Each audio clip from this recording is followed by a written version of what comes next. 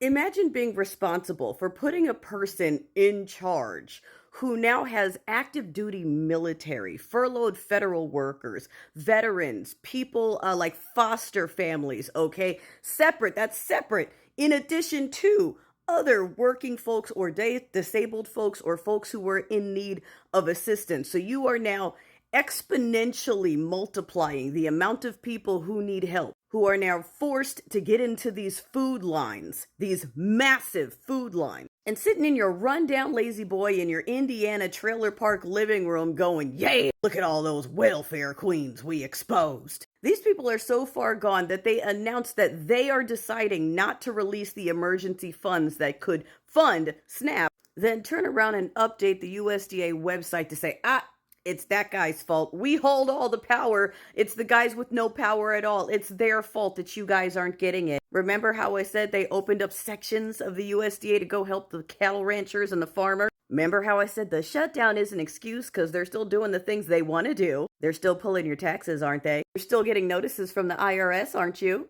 You are. Not the corporations, not the billionaires. You are. They're coming after you for a couple of grand instead of them for millions, and then giving your couple of grand to them.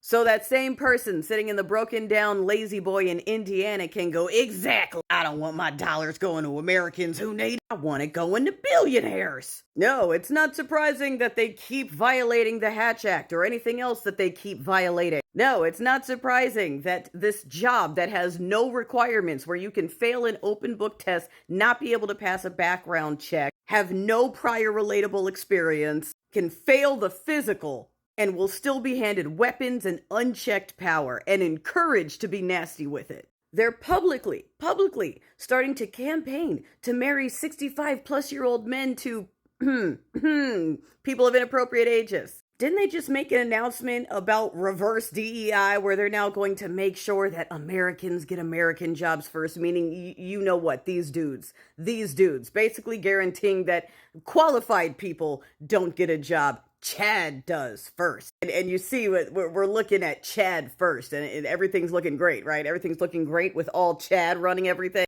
We're trapped in the car with Biff going, stop hitting yourself. Stop hitting yourself. We're choosing to blame everything we're doing on the other party. Mikey sent everyone home on vacation again. The regime is telling you to your face that they're choosing not to release the funds and then pointing across the room. Getting real expensive, ain't it? The longer you wait, the higher that tab goes.